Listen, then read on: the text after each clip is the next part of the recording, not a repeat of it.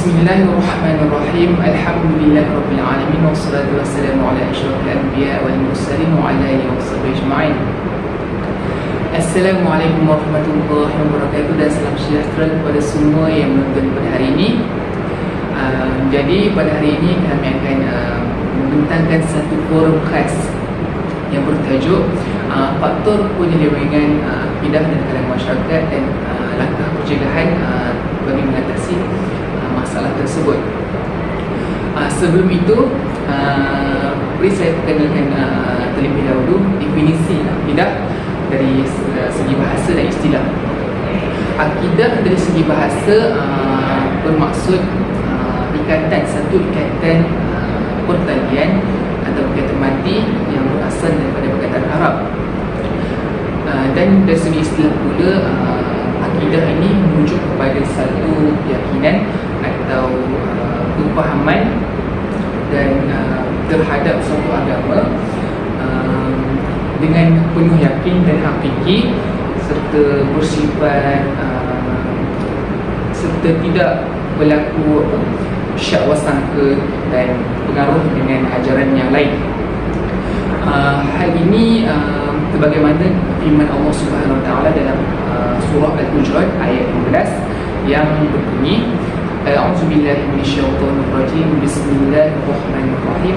Innamal mu'minuna alladzina amanu billahi wa rasulihi tsumma lam yartabu. Yang bermaksud sungguhnya orang-orang yang beriman kepada Allah dan Rasul kemudian mereka tidak meragu-ragukannya. Oleh itu mereka yang punya akidah yang benar tidak mudah untuk tersesat dan terpengaruh dengan ajaran lain, malah mereka berusaha setiap saat dan masa untuk memperbaiki diri mereka supaya lebih dekat dengan Allah Subhanahu Wa Taala. Hal ini dapat dikaitkan dengan hadis Rasulullah SAW yang berbunyi, An Malik radhiyallahu anhu anna Rasulullah SAW qala, taraktu fiikum amrayni lan tadillu ma tamassaktum bihima kitaballah wa sunnah nabiyhi. Yang bermaksud daripada Anas bin Malik radhiyallahu anhu, sungguhnya Rasulullah SAW bersabda, sesungguhnya aku tinggalkan kepada kalian dua perkara, selama mana kamu pegang kepada kedua-duanya maka kamu tidak akan tersesat selama-lamanya, iaitu kitabullah Al-Quran dan sunnah Rasulullah SAW. Jadi dengan itu itulah kami memperkenalkan setiap diri kami terlebih dahulu. Orang kata tak kenal maka tak cinta, betul? Okay, baik. Kita mulakan dengan panel yang pertama. Terima kasih Zikri. Saya Muhammad Haziq bin Mastan, panel 1. Okay, terima kasih. Baru masa. Terima kasih kepada saudara moderator. Saya selaku panel kedua, iaitu Tuan Muhammad Adami Najib Masjid. Dan seperti itu saya selaku moderator pada hari ini diberi nama Muhammad Zikri Hakimi bin Muhammad Razif. Okey, pada era globalisasi ini kita dapat lihat bahawa akidah setiap organisasi masyarakat di negara kita ini sekian meluntur dari semasa ke semasa akibat daripada peredaran zaman yang tenggelam oleh dimakan arus kemodenan teknologi dan sebagainya. Jadi bagaimanakah saudara Haziq melihat perkara ini? Apakah faktor-faktor lain yang menyebabkan ataupun mengakibatkan masyarakat pada zaman ini terpesong akidah mereka? Terima kasih saudara Zikri atau saudara moderator. Sama-sama. Auzubillahiminasyaitonirrajim. Bismillahirrahmanirrahim. Assalamualaikum warahmatullahi wabarakatuh. Salam dan junjungan kepada Nabi Muhammad SAW. Salawat ke atasnya. Penyelewengan akidah merupakan satu yang dominan dalam sebuah negara, termasuklah negara Malaysia. Ia memberi kesan yang negatif terhadap rohani dan jasmani seseorang. Di Malaysia, penyelewengan akidah berluasa disebabkan berbagai faktor, antaranya saya. Di Malaysia, penyelewengan akidah berleluasa disebabkan oleh pelbagai jenis ajaran muncul. Ia membawa kepada perpecahan masyarakat dan negara. Perkara ini berlaku sejak dahulu lagi. Sewaktu perluasan wilayah pada zaman Saidina Umar dan Ali memerintah, ia memberi kesan terhadap pemikiran dan keagamaan. Contoh agama yang tersebar pada waktu itu antaranya ialah Yahudi, Kristian dan juga agama Majusi. Pada kejatuhan kerajaan Uthmaniyah, tersebarnya buku ajaran sesat dan menyebabkan ajaran tersebut tersebar dengan luas. Dengan itu, individu dengan akidah yang rapuh akan mudah terpengaruh dengan perkara ini. Di Malaysia, ajaran sesat ini merupakan perkara yang tidak asing lagi didengar di telinga rakyat-rakyat Malaysia. Saya akan memberi beberapa contoh ajaran sesat di Malaysia. Antaranya ialah ajaran Ayah Ping. Ajaran Ayah Ping ini bertempat di Hulu Besut, Terengganu. Ayah Ping menyifatkan dirinya sebagai wakil Tuhan agama. Dia wakil Tuhan segala agama yang terdapat di Malaysia seperti Islam, Buddha, Hindu dan sebagainya. Pengikut-pengikutnya menganggap Ayah Ping ini sebagai utusan dari Tuhan, dan perkara yang dilakukannya adalah wahyu daripada Tuhan kepadanya. Antara ciri Ayah Ping mempunyai kuasa, antara ciri Ayah Ping ialah mempunyai kuasa untuk mendakwa roh orang yang jahat mati dan akan dikurung dalam kubah markas.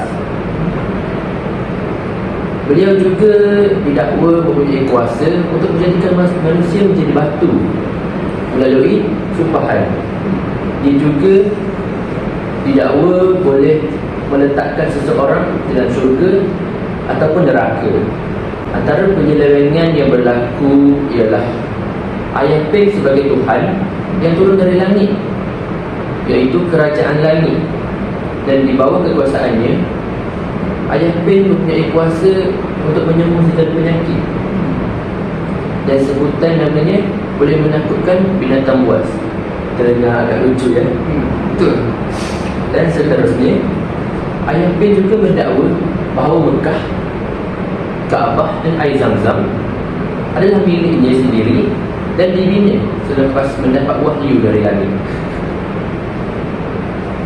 Di Malaysia juga bukan sahaja Ayah Ping, tetapi terdapat banyak lagi ajaran sesat. Antaranya lagi Taslim.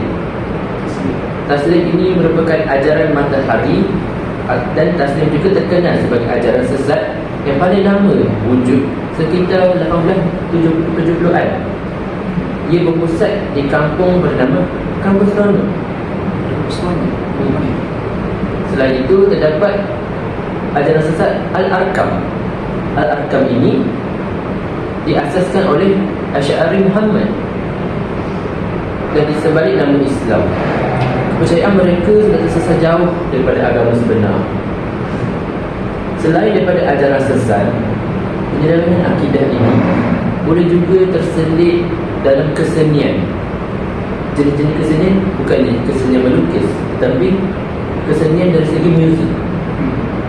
Saya beri contoh kesenian dari segi muzik, iaitu seni rock and roll, atau lebih dikenali black metal. Black metal sebenarnya adalah antara pecahan elemen muzik rock yang diasaskan dari irama rock and roll. Sekiranya kita mendalami muzik metal ini, kita akan temui muzik-muziknya mengandungi elemen-elemen seperti heavy metal, death metal, groove metal dan sebagainya. Elemen-elemen ini banyak menyelipkan unsur-unsur yang dapat menyelewengkan akidah kita seperti jampi serapah dan sebagainya. Menurut satu risalah yang disebarkan, kumpulan black metal ini mewajibkan pengikutnya melupakan rukun Islam. 5 perkara tersebut, iaitu mengucap 2 kalimah syahadah, mengerjakan solat 5 waktu, berpuasa di bulan Ramadan, membayar zakat dan menunaikan haji. Mereka menyuruh pengikut mereka melupakan perkara itu.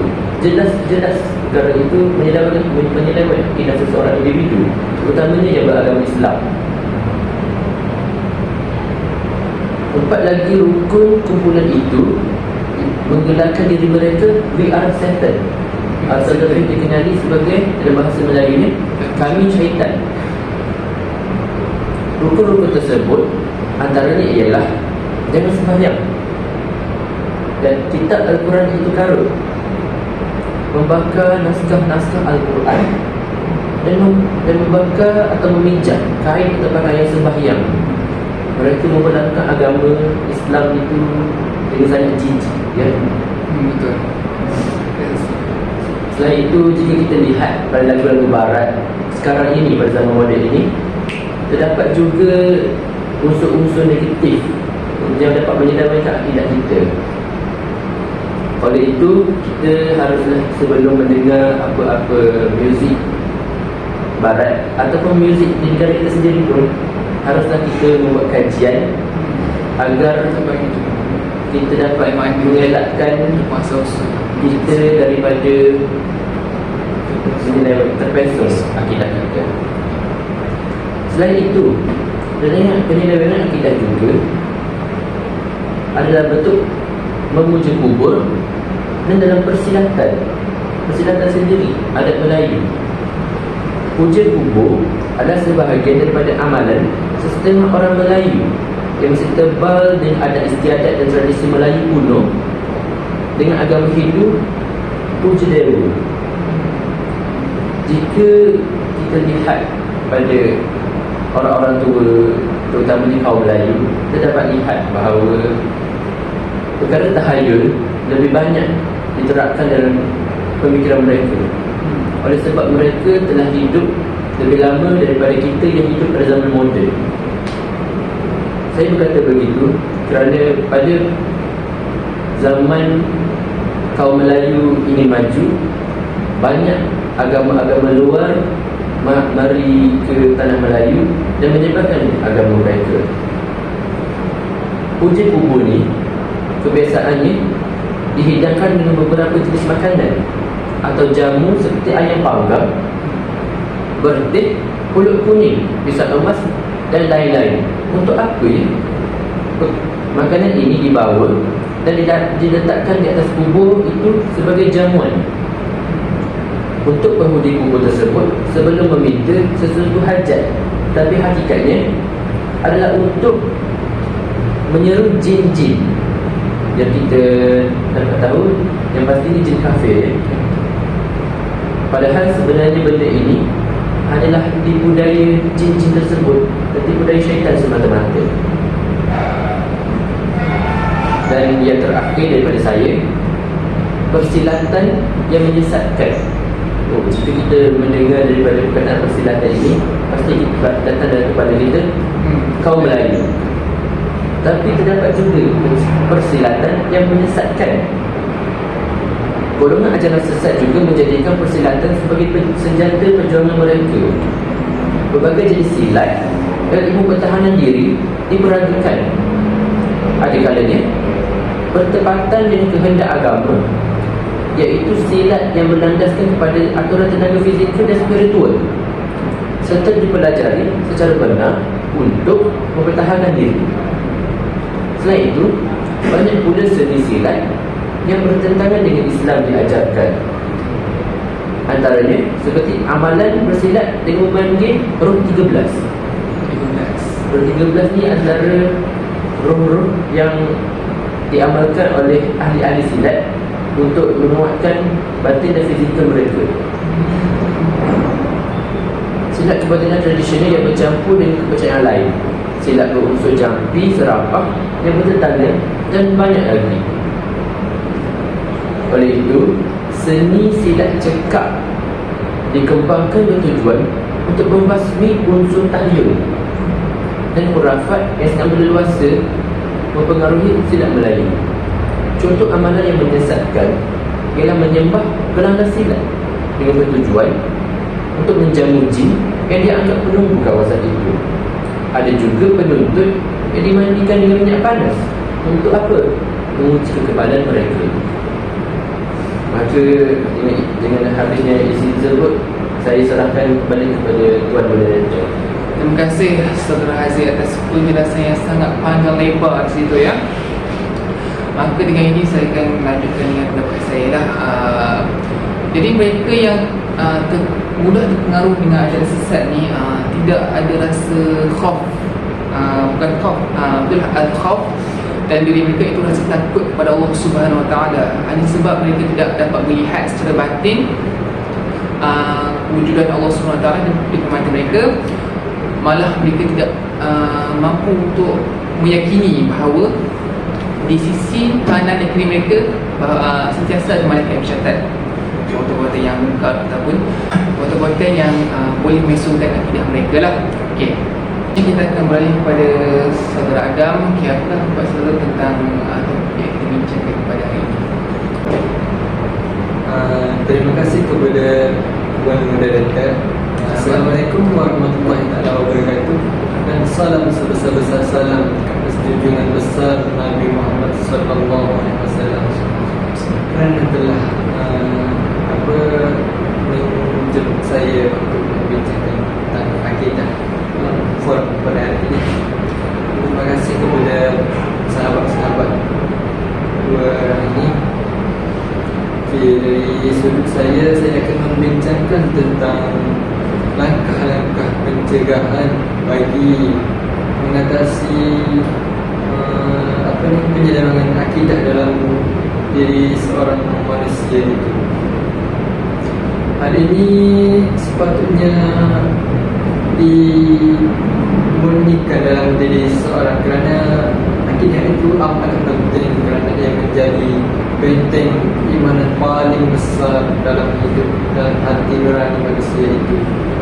Oleh itu kita haruslah mencari langkah-langkah yang sesuai bagi mengelakkan diri kita terpesong dengan mana-mana dan dengan mana-mana dan apa-apa jua sahaja dorongan dan kejahatan yang datang kepada kita. Oleh itu saya akan berikan sedikit tentang langkah pencegahan penyelewengan akidah. Yang pertama adalah kembali kepada ajaran Allah. Dengan ini ada dalam Al-Quran yang berbunyi, firman Allah yang berbunyi, A'udzubillahi minasyaitonirrajim. Bismillahirrahmanirrahim. Ya ayyuhalladzina amanu athi'u Allah wa athi'u Rasul wa ulil amri minkum. فإن تنازعتم في شيء فردوه إلى الله والرسول إن كنتم تؤمنون بالله واليوم الآخر ذلك خير وأحسن تأويلا. Yaitu yang bermaksud, wahai orang yang beriman, taatlah kamu kepada Allah dan taatlah kamu kepada Rasulullah dan kepada ulil amri, yaitu orang-orang yang berkuasa dari kalangan kamu. Kemudian jika kamu berbantah-bantah, yakni berselisihan dalam sesuatu perkara, maka hendaklah kamu mengembalikannya kepada kitab Allah, yaitu Al-Quran dan As-Sunnah Rasulnya. Jika kamu benar beriman kepada Allah dan hari akhirat, yang demikian adalah lebih baik bagi kamu dan lebih elok pula kesalahan. Sekian daripada itu. Dengan ini kita haruslah beriman dan kembali kepada Allah, iaitu kepada ajaran Al-Quran dan As-Sunnah. Semoga hati kita selalu bersih dan terikat dengan ajaran-ajaran benar.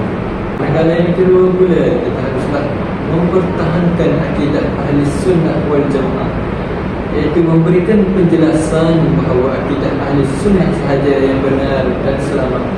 Setakat ini di Malaysia adalah akidah yang benar adalah ahli sunnah wal jamaah, kerana itu adalah akidah yang paling dipegang oleh ramai Majoriti rakyat Malaysia memegang akidah Ahlussunnah wal Jamaah kerana ia tidak bercanggah dengan mana-mana konsep dalam Al-Quran dan As-Sunnah, kerana ia mencakupi segala perbuatan Rasulullah dan kata-kata Allah dari Al-Quran.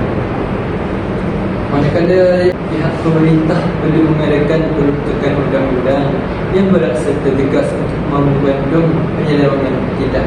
Dengan ini pihak berkuasa dan pemerintah perlu memainkan peranan yang penting dengan memastikan apa-apa akidah ataupun ajaran sesat perlu dibendung serta-merta bagi mengekalkan akidah umat Islam daripada terpesong dengan begitu saja. Ini kita juga tidak menginginkan sesuatu itu berlaku, kerana apabila majoriti umat Islam akidahnya terpesong, maka tergugaklah keamanan di negara kita maupun negara Islam sekalipun. Dan seterusnya pula, kita haruslah menimba ilmu agama untuk membezakan antara perkara yang baik dan buruk sesuatu perkara maupun halal dan haram sesuatu perkara. Dengan ini terdapat sedikit dari amalan ini. Bismillahirrahmanirrahim. Wa anfiqu fi sabilillahi wa la taqtulu وأنفقوا في سبيل الله ولا تلقوا بأيديكم إلى التهلكة وأحسنوا إن الله يحب المحسنين. yakni yang bermaksud dan belanjakanlah, yakni apa yang ada pada kamu kerana menegakkan agama Allah, dan janganlah kamu sengaja mencampakkan diri kamu ke dalam bahaya kebinasaan dengan bersikap bakhil, iaitu kelekut. Dan baikilah dengan sebaik-baiknya segala usaha dan perbuatan kamu, kerana sesungguhnya Allah mengasihi orang-orang yang berusaha memperbaiki amalannya. Baik, yang terakhir kalinya saya ingin mengucapkan kalian terakhirlah, kita haruslah menaruh harapan hanyalah kepada Allah, iaitu apa-apa juga masalah yang kita ada ataupun kecelaruan dalam hidup, kita haruslah berserah diri kepada Allah, kerana Dialah sebaik-baik penolong dan pendengar, maupun Dialah Maha membantu dari segala aspek sekali. Kita janganlah berputus asa dalam menegakkan agama Allah, dan kita haruslah bersatu dalam menegakkan apa yang patut ditegakkan, iaitu agama Islam. Pada zaman sekarang akidah orang ramai terpesong, kan? Banyak terpesong. Lihat di Palestin ramai para syahadah dan golongan-golongan yang tidak bersalah mati syahid dibunuh. Dan mereka itu adalah golongan yang dijamin syurga itu. Innalillahi wa inna ilaihi raji'un. Kerana mereka lah golongan ahli syurga, mereka syahid dengan serta-merta akidah mereka juga terpelihara dengan akidah Islam. Dan kita juga berkeinginan seperti itu juga, insyaAllah. InsyaAllah kita akan ke syurga, InsyaAllah. Terima kasih atas penjelasan yang penuh dengan isi yang berkualiti itu. Terima kasih Saudara Muin. Baiklah, seterusnya saya akan menunjukkan pada panel yang pertama, Saudara Haziq. Apakah kesimpulan ringkas yang Saudara boleh ceritakan? Terima kasih saudara moderator Zikri. Daripada isi saya, isi moderator dan juga isi daripada saudara Adam, kita dapat menasihatkan diri kita dan juga umat-umat Islam di seluruh dunia agar memantapkan ilmu agama. Hal ini supaya dapat mengelakkan diri daripada penyelewengan akidah dan juga terikut-ikut dengan ajaran yang salah.